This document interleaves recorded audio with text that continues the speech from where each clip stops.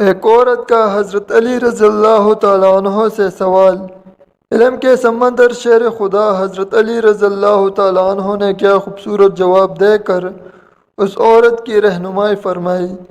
بسم اللہ الرحمن الرحیم۔ السلام علیکم محترم ناظرین، اصل محبت کا تعلق انسان کی زندگی کے اس لمحے سے ہوتا ہے جس لمحے میں اسے یہ احساس ہو جائے کہ کوئی مجھ سے پیار کرتا ہے، اور اس چیز کو سوچتے ہوئے اس کا دل و دماغ روشن ہو جائے اور وہ مزید کسی چیز کی دنیا سے توقع نہ کرتا ہو کہ مجھے وہ چاہیے، اور جانے کے بعد بھی زندگی میں جو چیز چاہتا تھا وہ مجھے مکمل طور پر دستیاب ہو چکی ہے، اور اب میری زندگی انتہائی سہل اور آسان ہو گئی ہے۔ اب آپ کو آج کی اس ویڈیو میں زنا کے بارے میں بھی بتایا جائے گا کہ زنا کے بارے میں اسلامی ارشادات کیا ہے۔ شادی سے پہلے اگر بیوی نے زنا کیا ہو اور اس کے شوہر کو شادی کے بعد اپنی بیوی کے زنا کے بارے میں معلوم ہو جائے تو وہ شوہر کو کیا کرنا چاہیے؟ ناظرین، سوال کو حصوں میں ہم لوگ منتقل کر رہے ہیں۔ اس کا فتویٰ کچھ یوں بیان کیا جاتا ہے کہ ایک آدمی نے بازاری عورت سے شادی کی ہے۔ شادی سے پہلے وہ مرد اس عورت سے تعلقات قائم کرتا ہے، اور اب انہوں نے شادی کر لی ہے۔ قاری صاحب کہتے ہیں کہ جسے زنا کیا جائے اس سے نکاح نہیں ہو سکتا۔ قاری صاحب کی یہ بات درست ہے، واقعی ایسا نکاح حرام ہے۔ اللہ تعالیٰ سورۃ النور میں فرماتے ہیں، وہ حرام کیا گیا اوپر ایمانداروں کے زانیہ کا زانی یا مشرک کے ساتھ نکاح مومنوں پر حرام ہے۔ حافظ ابن قیم رحمۃ اللہ علیہ فرماتے ہیں، اس مقام پر زانی کا اسم اشارے سے زنا مراد دینا ضعیف اور کمزور ہے۔ نیز نکاح کے سلسلے میں اللہ تعالیٰ کا فرمان ہے، وہ پاک دامن ہو، نہ اعلانیہ زنا کرنے والی، نہ چھپے یاروں والی، اور نہ پکڑنے والے، نہ چھپے دوست۔ اس بات کی دلیل ہے کہ نکاح منعقد ہونے کے لیے مرد اور عورت دونوں کا عفیف اور پاک دامن ہونا بہت ضروری ہے۔ محترم ناظرین، اگر کوئی عورت مرد زنا کر لے تو کیا ان دونوں کا آپس میں نکاح جائز ہوگا؟ اور اگر شادی کے بعد پتہ چلے کہ میاں بیوی میں سے کسی ایک نے ماضی میں زنا کیا تھا تو ان کے نکاح کا کیا حکم ہوگا؟ بہت سی چھوٹی باتوں کی طرح ایک یہ بات بھی ہمارے معاشرے میں کم علمی کی وجہ سے مشہور ہے کہ زنا کرنے والے مرد و عورت آپس میں نکاح کر ہی سکتے ہیں، جبکہ یہ بات غلط ہے۔ بلا شبہ یہ ایک غلیظ ترین گناہ عظیم ہے، مگر ان کو نکاح سے روکنا درست نہیں، بلکہ میں سمجھتا ہوں کہ اگر کسی سے یہ جرم ہو جاتا ہے تو ان کو آپس میں ہی نکاح کرنا چاہیے تاکہ ان کے معاملات آپس میں ہی رہے، اور ان کا نکاح بالکل جائز ہے اور ہو سکتا ہے، مگر شرط یہ ہے کہ وہ نکاح سے پہلے سچے دل سے توبہ کر لے۔ زانیہ عورت یا زانی مرد کا نکاح اس وقت تک صحیح نہیں جب تک وہ توبہ نہ کرے، اور اگر عورت یا مرد توبہ نہیں کرتا تو ان کا نکاح صحیح نہیں ہوگا۔ یہ اشارہ عقد نکاح کی طرف ہے، یعنی یہ جانتے ہوئے کہ فلاں عورت بدکار اور غیر تائب ہے، اس سے نکاح کرنا مومن مردوں کے لیے حرام ہے۔ اسی طرح اپنی پاک دامن بیٹی کو کسی بدکار شخص کے نکاح میں دینا جو تائب نہ ہو مومنوں کے لیے حرام ہے۔ گندی عورتیں گندے مردوں کے لیے ہے، اور گندے مرد گندی عورتوں کے لیے ہے، اور پاک عورتیں پاک مردوں کے لیے ہے، اور پاک مرد پاک عورتوں کے لیے ہے۔ اللہ تعالیٰ نے دوسرے مقام پر بھی مردوں اور عورتوں کے نکاح کے لیے دونوں کے پاک دامن ہونے کی اور بدکاری نہ ہونے کی شرط لگائی ہے، اور مومن عورتوں میں سے پاک دامن عورتیں اور ان لوگوں کی پاک دامن عورتیں جنہیں تم سے پہلے کتاب دی گئی، جب تم انہیں ان کے مہر دے دو، اس حالت میں کہ تم قید نکاح میں لانے والے ہو، بدکاری کرنے والے نہیں ہو، اور نہ ہی چھپی اشنیں بنانے والے۔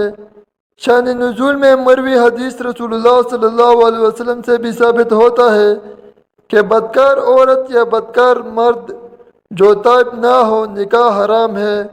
عبداللہ بن عمر رضی اللہ تعالیٰ عنہ بیان کرتے ہیں کہ ایک آدمی جسے مرشد بن ابی مرشد کہا جاتا تھا، وہ مکہ سے قیدی اٹھا کر مدینہ لایا کرتا تھا، اور مکہ میں ایک بدکار عورت تھی جسے اناق کہا جاتا تھا، اور اس کی دوست مرشد بن ابی مرشد نے مکہ میں قید ایک آدمی سے وعدہ کیا تھا کہ وہ اسے اٹھا لے جائے گا۔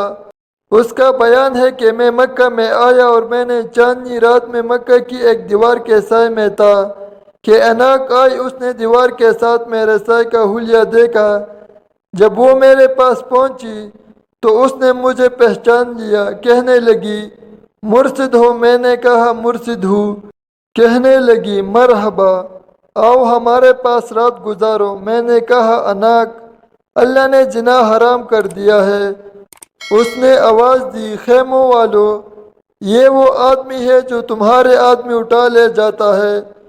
چنانچہ 8 آدمی میرے پیچھے لگ گئے اور میں مکہ کے ایک پہاڑ خندمہ میں چلنے لگا، حتیٰ کہ اس پہاڑ کی ایک غار تک پہنچ کر اس میں داخل ہو گیا۔ وہ لوگ آئے، میرے سر پر آ کھڑے ہوئے اور انہوں نے پیشاب کیا تو ان کا پیشاب میرے سر پر گرا، مگر اللہ تعالیٰ نے انہیں مجھ سے اندھا کر دیا۔ پھر وہ واپس چلے گئے۔ میں دوبارہ اپنے ساتھی کے ساتھ آیا اور اسے اٹھایا۔ وہ آدمی باری تھا، یہاں تک کہ میں نے اسے اصغر تک لے آیا، یعنی مکہ سے باہر جہاں اصغر گھاس تھی۔ اس کی باری بیڑی کھولی اور اسے اس طرح لے کر چلا کہ میں اسے اٹھاتا تھا اور وہ مجھے تکا دیتا تھا، حتیٰ کہ میں مدینے پہنچ گیا تو میں رسول اللہ صلی اللہ علیہ وآلہ وسلم کے پاس آیا اور کہا یا رسول اللہ، میں اناق نکاح کر لوں؟ میں نے 2 مرتبہ یہ بات کہی۔ پہلے تو رسول اللہ صلی اللہ علیہ وآلہ وسلم خاموش رہے، مجھے کوئی جواب نہیں دیا۔ تو پھر رسول اللہ صلی اللہ علیہ وآلہ وسلم نے فرمایا مرشد کسی زانی یا مشرکہ سے، اور جو زانی یا مشرکہ ہے اس سے نکاح نہیں کرتا مگر جو زانی ہے یا مشرک ہے، اس لیے تو اس اناق سے نکاح مت کر۔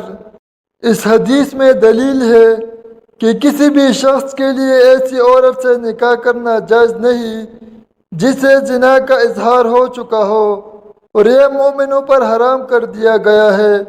زانی مرد اور زانیہ عورت سے نکاح حرام ہونے کی یہ واضح دلیل ہے۔ جب تک وہ توبہ نہیں کرتے اس سے نکاح حرام ہے، اور اسی طرح زانی مرد سے بھی جب تک وہ توبہ نہ کرے نکاح کرنا جائز نہیں۔ لیکن اگر زانی مرد یا زانیہ عورت زنا کے بعد سچی توبہ کر لے اور اپنے گناہ پر شرمندہ ہو تو ان کا آپس میں نکاح بھی جائز ہے، کسی اور کے ساتھ نکاح بھی جائز ہے۔ جیسا کہ کوئی مشرکہ مرد یا عورت شرک سے توبہ کر کے مسلمان ہو جائے تو ان کے لیے نکاح جائز ہے۔ مکمل جس نے توبہ کی اور ایمان لے آیا اور عمل نیک کیا، یہ لوگ ہیں جن کی برائیاں اللہ نیکیوں میں بدل دے گا، اور اللہ ہمیشہ بے حد بخشنے والا نہایت رحم والا ہے۔ ناظرین، ایک عورت حضرت علی رضی اللہ تعالیٰ عنہ کی خدمت میں حاضر ہوئی اور آ کر کہنے لگی اے علی، آپ شیر خدا ہے۔ رسول اللہ صلی اللہ علیہ وآلہ وسلم نے آپ کو علم کا دروازہ قرار دیا ہے۔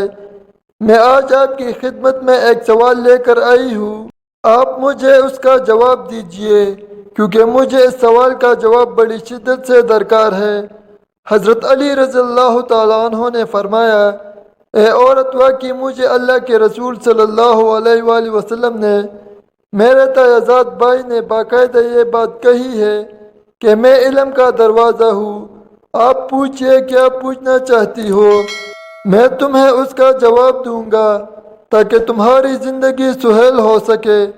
اب وہ عورت آپ رضی اللہ تعالیٰ عنہ سے کہتی ہے کہ اے علی، میں ایک شخص سے بڑی محبت کرتی ہوں اور وہ مجھ سے محبت کرتا ہے صرف اور صرف اپنی روح کی تسکین کے لیے، لیکن وہ شخص مجھے چھونے کی کوشش کرتا ہے، وہ میرے جسم کی جانب اپنا ہاتھ بڑھانے کی کوشش کرتا ہے، وہ مجھے چھو کر اپنی نفسانی خواہشات کا اظہار کرنا چاہتا ہے، انہیں پورا کرنا چاہتا ہے، مکمل کرنا چاہتا ہے، اے علی ذرا میں یہ پوچھنا چاہتی ہوں کہ کیا وہ میرے جسم کو اگر چھو لے، اگر وہ اپنی نفسانی خواہش کو پورا کر لے، اگر وہ اپنے نفس کی بھوک مٹا لے تو کیا یہ جائز ہے؟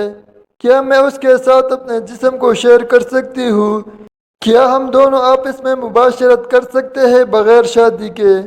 جب حضرت علی رضی اللہ تعالیٰ عنہ سے یہ پوچھا گیا تو حضرت علی رضی اللہ تعالیٰ عنہ نے فرمایا، اے عورت، محبت وہ ہوتی ہے جس محبت کے اندر انسان دوسرے انسان کی عزت ادب پہلا کرینہ ہے۔